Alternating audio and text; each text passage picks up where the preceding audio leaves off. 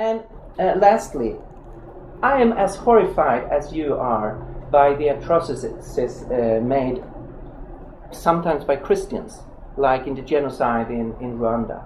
It's just terrible, terrible, terrible. There is, of course, no kind of excuse of any sort. And it's obvious for everyone reading the New Testament that when those people claiming to be Christians did these things, they were contradicting their own faith. Because the Master himself, Jesus, he said you should love your enemy, not destroy them. So, of course, Christians have contradicted their own faith many times. It's tragic. I'm so saddened by it. But it's not an expression of Christianity to do that. It's to contradict the heart of the Christian faith, which is that God loves us and that we are called to love each other. Are there things in the Bible? No, I would say no, absolutely not. Of course you can find a verse and put it out of its context and quote it, and you will find a lot of people doing that. But read the New Testament in its entirety, and you will find nothing whatsoever from our text to support this attitude. On the contrary, be meek and humble, love your enemy. That is the Christian attitude. And I'm so sorry we not always live up to the high standard of our own faith.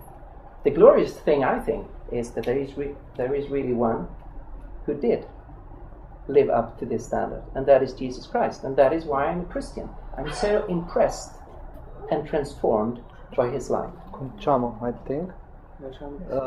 A short question. By? Who? Vit. Izvoli. Short, please. I will do my best. I'm Vit Budušek. I'm a graduate in psychology, doing my PhD now in biomedicine, and I feel compelled, although I'm not a believer myself, to side with Dr. Gustavsson. I have to begin with a general opinion about the discussion. My feeling is as though I'm at a political meeting. I feel as if I am at a political meeting with two sides fighting each other with pre-elections. Like pre-elections. What I get is much good or bad rhetoric and jokes and evidence, but little arguments. Why I side with Mr. Gustavsson is because actually from him I got the best arguments, or the most consistent arguments.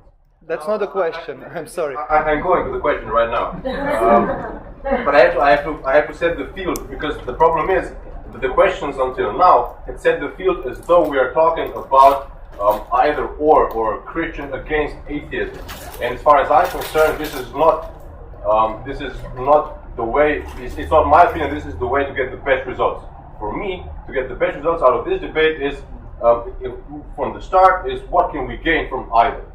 And I've heard very little about that. So you're giving a comment, it's not a question. My question is about the ethics, and I'm going to Mr. Gustafsson. You said that there is no base for morality if there is no God. And on the other hand, you said that Christianity, and I think you put this very nicely, that Christianity is in a way a faith, a personal faith in a person, and that person being Jesus Christ.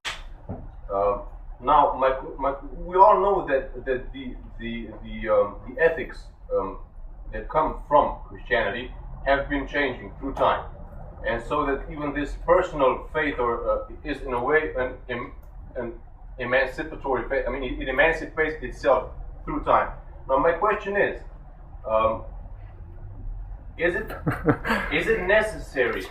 Is it really? Because I myself find the person of Jesus Christ very fascinating and a good horizon for my own personal uses. But my question is it necessary to have a personification that acts as the basis of morality? Could not morality, as let's say in some prospect of humanity, stem from some sort of confidence, or let's say confidence of faith, but not necessarily a theist faith? Thank you very much. First on the either or should we have another perspective? What can we gain from different perspectives? I would say there's a number of things that that we have in common, and I'm really happy to side with atheists on many issues, arguing against irrationality, arguing against superstition, arguing against oppression, arguing for a society with freedom for all. So, of course, there's a lot of things where we can and where we should work together for the common good, for a better society. But on another level, there is, of course, an absolute either or. There either is a God or he is not. And that is not a little detail. It's really a dramatic fact. If there is a God or there is no God. And that has been the main emphasis on this debate. Maybe we should have another conversation on what can we do together to make our country, our city, our school a better place. I'm all in for that. But this has been a conversation, a debate on the really big questions. Then to your specific question, why think of a personal God as the ultimate basis for morality? Couldn't you find the basis in some other transcendent reality? Well, the problem is if you take religious views, which or views that are not atheistic, but if they don't have a personal God, then they don't have a moral God. That seems to go together. It's persons that can be moral. Things are not moral or immoral. Animals are not moral or immoral. They just are. They act out of their just biological system.